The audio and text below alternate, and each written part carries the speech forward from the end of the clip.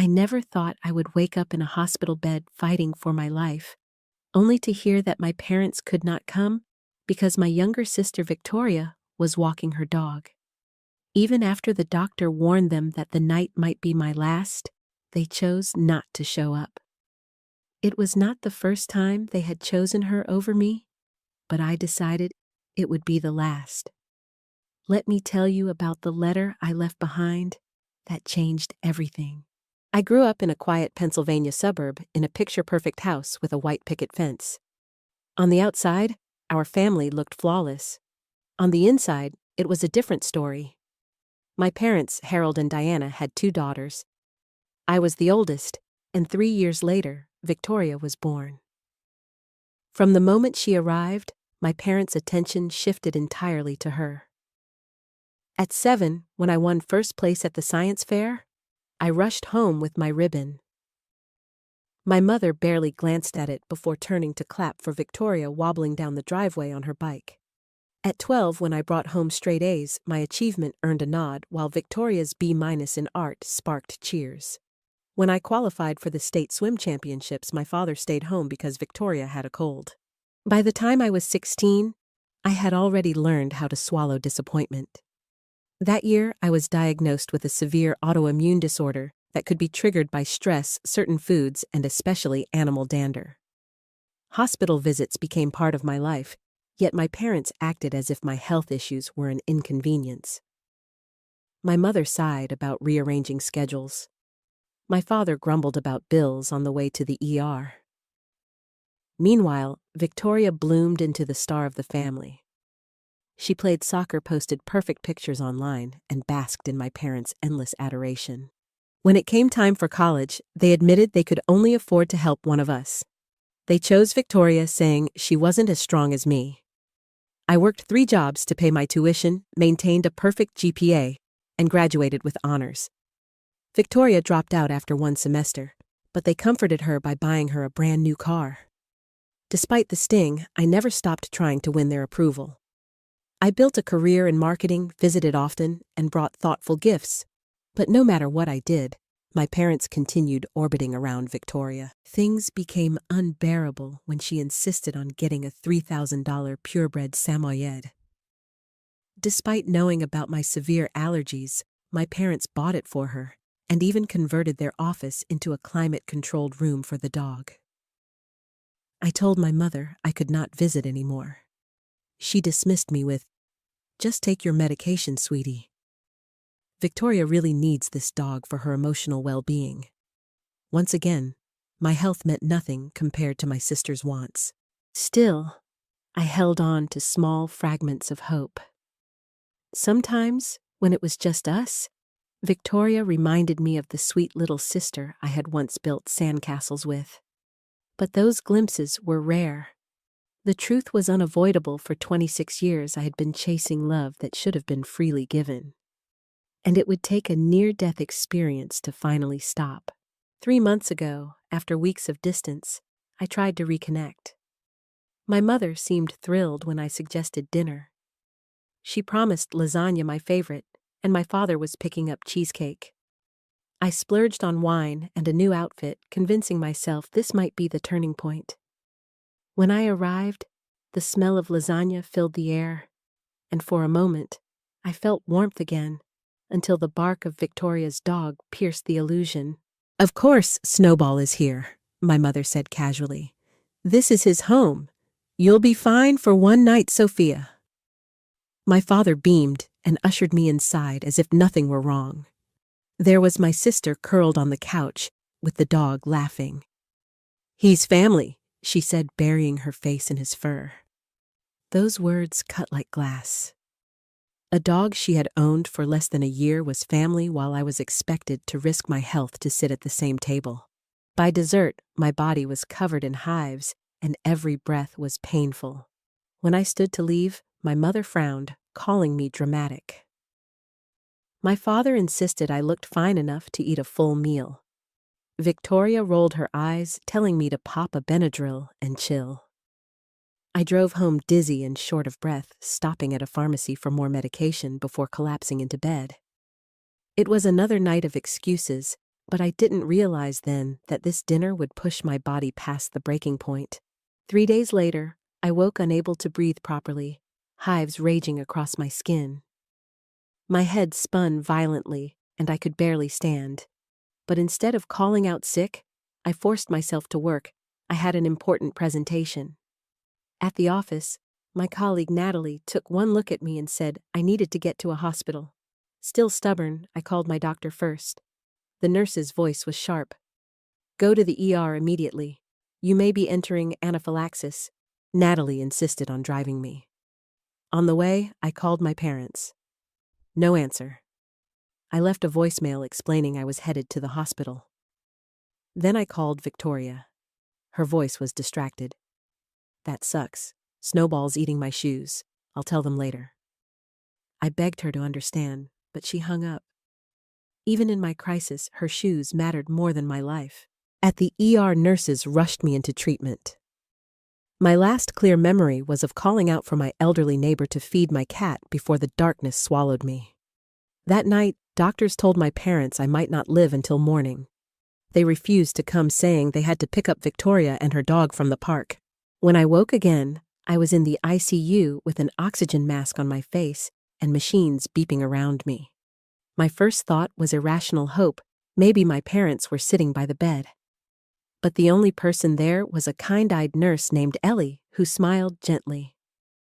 "Welcome back," she said. "You gave us quite a scare." My throat burned as I whispered my parents. She hesitated, then admitted they hadn't come. She asked if I wanted her to call them again. After a long pause, I shook my head. "No, don't call." It was then that clarity settled over me. For years I had excused their behavior, convinced myself they didn't mean harm. But now, after nearly dying, I could no longer deny the truth. My parents would always choose Victoria and even her dog over me. The thread of hope I had clung to for 26 years finally snapped. In those early days, when I drifted in and out of awareness, I learned who truly cared. Natalie, the colleague who had driven me to the hospital, stayed late into the night until nurses assured her I was stable. She visited every day afterward, often bringing snacks or small comforts. My co-workers, who had no obligation beyond office walls, took turns visiting, leaving flowers and cards. Even my elderly neighbor, Mrs. Garza, the one I had cried out for in delirium, showed up with homemade soup and updates about my cat. These people, bound to me not by blood, but by kindness, had shown up when my family hadn't. Dr. Rivera, my immunologist, explained the medical reality with firm honesty. "You experienced a biphasic anaphylactic reaction, Sophia," she said. "Your body went into shock days after exposure, which made it more dangerous. Without immediate intervention, it could have been fatal." When I asked bluntly if I could have died, she looked me in the eyes and said, "Yes." The truth was harsh, but necessary. Meanwhile, Ellie told me something I couldn't stop replaying in my head. "We did reach your parents. The doctor told them your organs were under stress and you might not make it through the night. They said they couldn't come because your sister needed help with her dog." I stared at her, too numb to even cry. She squeezed my hand and whispered, "Sometimes the families we create mean more than the ones we're born into." Her words burrowed deep into me. As my strength slowly returned, I made a decision. I asked Ellie for paper and a pen. "I need to write something," I said. Over the next several days, I poured decades of hurt into a letter. I wrote about all the times I'd been invisible, about graduations and hospital stays they had missed, about being the strong one who never needed them. I wrote about that night, the night they chose a dog walk over the chance to say goodbye to their eldest daughter. And then I drew a line. I told them I needed space, that until they could acknowledge the pain they had caused and commit to change, I could not continue pretending our family dynamic was normal. I ended with the truth I had taken so long to learn. I am not doing this to punish you. I am doing this to save myself. By the 7th day, when my discharge papers were ready, Ellie slipped the sealed envelope into her pocket. "Are you sure about this?" she asked softly. I nodded. "When they finally come, give them the letter. Leave it on my empty bed." At 3:15 p.m., as Natalie and I sat across the street at a coffee shop, I watched my parents walk through the hospital doors at last. They looked perfectly calm, as if they were visiting out of duty, not desperation. They were 4 hours too late and a lifetime too late. I didn't know how they would react when they opened the envelope, but for once it didn't matter. The letter wasn't for them, it was for me. Natalie let me stay in her spare bedroom for the next 2 weeks. I slept long hours, my body desperate to repair itself. She helped me manage medications and encouraged me to rest without guilt. For the first time in years, I felt safe. In those quiet days, I realized something profound. I had been living my entire life, trying to earn the love of people who had none to give while ignoring the love freely offered by others. Mrs. Garza visited often with more homemade soup. "We look out for each other," she told me. "That's what neighbors should do." My coworkers checked in, some sending silly memes to make me laugh, others dropping off groceries. Even Dr. Rivera went beyond her duty, explaining every adjustment in my medication with patience and kindness. These people weren't bound to me by obligation. They showed up because they cared. On the 6th day, I sealed the letter that would end one life and begin another.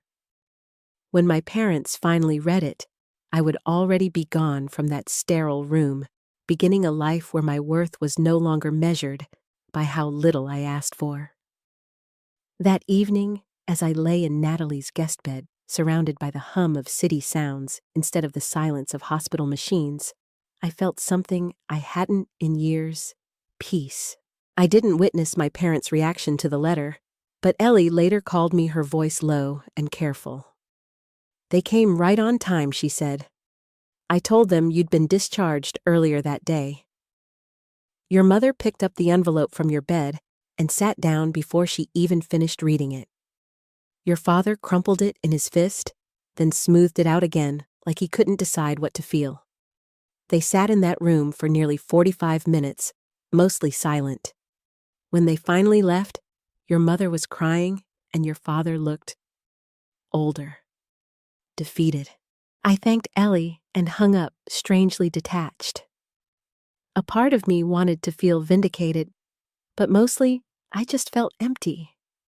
Their silence in the days that followed said more than any outburst could. They hadn't called, hadn't come looking for me. They had finally been forced to confront my pain in black and white, and their response was absence. Instead, I poured my energy into healing. Therapy became my anchor. Dr. Rivera referred me to Lydia, a therapist, who explained the golden child scapegoat dynamic that had ruled my family for decades. "You were the scapegoat," she said gently. "Your parents placed all their pride and energy into Victoria while dismissing your needs. Not because of anything you did wrong, but because your independence threatened their need to feel indispensable." Her words cut deep, but also freed me. For the first time, I understood that nothing I had done or could ever do would have changed the way my parents treated me. I began grieving the family I never truly had. I let myself cry for the girl who had brought home ribbons and straight A's only to be ignored. I let myself rage for the young woman who had worked 3 jobs to pay for college while her sister was gifted a new car. And I let myself mourn for the daughter who had nearly died alone in a hospital bed while her parents picked up a dog. 2 weeks after discharge, I felt strong enough to return to my own apartment. Mrs. Garza welcomed me back with soup and updates about my cat who had apparently adopted her as a second home. "He visits me every afternoon," she chuckled. "I think he's decided we're family now." Her casual use of that word made me pause. Maybe family wasn't about blood or legal ties. Maybe it was about who showed up when it mattered. I made practical changes too. I updated my emergency contacts, removing my parents and adding Natalie and Mrs. Garza. I even changed my medical directive to specify that my parents should not be consulted for decisions if I became incapacitated. The thought was sobering, but also empowering. For once, I was protecting myself instead of waiting for them to. 4 days later, my parents finally called. I let it go to voicemail. My mother's voice was sharp and dismissive. "Sophia, you're being very dramatic about all this. Your father and I have always done our best for both you and Victoria. Call us when you're feeling more rational." Her refusal to acknowledge the truth only confirmed that my decision had been right. 2 days later came an email from my father. He admitted they should have come to the hospital, that they had grown used to me handling things alone. But he also insisted I was being unfair in my characterization of our family. He claimed they were proud of me, even if they hadn't shown it. His words felt hollow, a half step toward reflection, but still wrapped in denial. Lydia helped me see the pattern clearly. He's acknowledging the specific incident, but resisting the larger truth. That's common when parents can't face the full scope of harm. She asked me what I wanted. Did I want reconciliation, or did I want space? After careful thought, I sent a brief reply. "Thank you for acknowledging you should have come to the hospital. This is not about one incident, but a lifelong pattern. I need space to heal." Victoria, however, surprised me. She called one evening, her voice uncertain. "Mom and Dad won't tell me what was in your letter, but they've been fighting a lot. What did you say?" I told her the truth, that they had chosen her dog over my life, that it wasn't an isolated event, but a lifetime of neglect. She was quiet for a long time. "I didn't know it was that bad," she admitted. "They always told me you were fine, strong. I never thought about what it was like for you." For the first time, I heard honesty in her voice. She confessed that she had used their attention as much as they had used her neediness to justify giving it. "I don't know who I am without being the baby who gets what she wants," she said. For a moment, I caught a glimpse of the sister I had once built sandcastles with. I told her gently that it wasn't her fault, but that I couldn't keep drowning in the same toxic tide. "I need to rebuild myself first," I said. Not as their daughter, just as me. Our call ended without resolution, but something had shifted. Maybe she was beginning to see the truth too. For once, it wasn't my responsibility to guide her through it. My only responsibility was to myself. Weeks passed. My parents remained silent, except for brief, strained calls I often ignored. But I didn't crumble the way I once would have. Instead, I stood a little taller each day, carried forward by the people who had shown up, Natalie, Mrs. Garza colleagues, even Ellie's quiet words. "You deserve it." For the first time, I was beginning to believe I did. 6 weeks after leaving the hospital, the confrontation I had both dreaded and expected finally came. On a Saturday afternoon, there was a knock at my apartment door. Through the peephole, I saw my parents. For a moment, I considered pretending I wasn't home. But then I took a deep breath and opened the door, though I didn't invite them inside. "You look well," my mother said awkwardly. My father's tone was harsher. "This has gone on long enough. You can't just cut your family off over one misunderstanding." His words stung, but I stayed calm. This isn't about one misunderstanding. This is about years of being invisible. About the night I almost died while you chose a dog park over me. They shifted, uncomfortable, but kept pressing. My mother tried guilt. "Do you know how much you've hurt us?" My father leaned on dismissal. "You filled Victoria's head with nonsense about us being bad parents." I answered steadily. "I've only told her the truth about my experience. If that clashes with the story you've told yourselves, that's not mine to carry anymore." They cycled through every tactic: minimization, obligation, emotional blackmail, but something inside me had changed. I no longer needed their approval to feel whole. After 15 minutes of going in circles, I finally said, "I'm closing the door now." Don't come back unannounced. If you want to talk, call first. And respect my answer if I say no. My father's parting shot was bitter. This isn't over. I met his eyes. You're right. This is just the beginning of me valuing myself. Then I shut the door and leaned against it, heart pounding but unshaken. That night, Victoria texted, "Mom and Dad are upset. Dad says you've changed. Mom won't stop crying. What happened?" My reply was simple. I stood up for myself. After a long pause, she wrote back, "I think I need to learn how to do that too." Her words gave me hope, not for a fantasy where my parents transformed overnight, but for the possibility of building something new with my sister, something honest, without the distortion of favoritism. 6 months have passed since the day I left that letter on my empty hospital bed. I now live in a new city in a sunlit apartment with advanced air filtration, far from the shadows of my childhood home. My autoimmune condition has stabilized under Dr. Rivera's careful plan. The hives are gone, my breathing steady, my body stronger each week, but the deeper healing has happened inside. I've built a chosen family of people who show up. Natalie, once just a colleague, has become one of my closest friends. Mrs. Garza calls me weekly with recipes and stories. She feels like the grandmother I never had. My book club and hiking group have given me connections built not on desperation to please, but on mutual care. These relationships are steady, real, and untainted by old wounds. My relationship with my parents is minimal now. They call once a month, and I answer only when I feel strong enough. The conversations are polite but shallow, no longer laced with the frantic hope that used to drive me.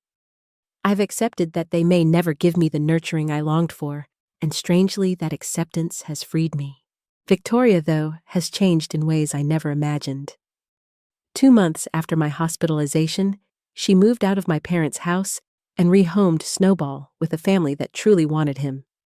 "I never actually wanted a dog," she admitted to me over coffee. "I just wanted their attention." Your letter made me realize I was living for that instead of figuring out who I really am. We now meet once a month. Our bond is cautious, fragile, but more honest than ever. We are learning to be sisters without the roles our parents forced on us. Therapy has taught me that healing isn't linear. There are still days when I feel that old urge to overachieve to earn approval that will never come. But now, I recognize those impulses as echoes of a role I no longer play. I remind myself of what Ellie told me in the ICU. "You deserve it, and I believe it more each day." The greatest lesson of this journey is that family isn't defined by DNA or obligation. It's defined by who shows up when it matters. The nurse who held my hand through the night, the neighbor who fed my cat and brought me soup, the colleague who drove me to the hospital. These people showed me more love than the parents who walked their daughter's dog while mine nearly stopped beating. Forgiveness doesn't have to mean reconciliation. I've forgiven my parents for what they couldn't give because I know their failures stem from their own wounds. But forgiveness doesn't mean staying. I no longer sacrifice myself for crumbs of affection. I know now that my worth was never something to earn. It was mine all along. If you've ever been the overlooked child, the scapegoat, the one who worked endlessly for love that never came, please hear me when I say this: you deserve better. Your value isn't determined by someone else's recognition. Sometimes the bravest thing you can do is stop waiting for love from those who cannot give it and build a life with people who can. Thank you for listening to my story. If it touched you, please like, share, and subscribe, and leave a comment about how you've learned to value yourself in difficult family dynamics. Together, we can remind each other that true family is the one we choose through love, respect, and care.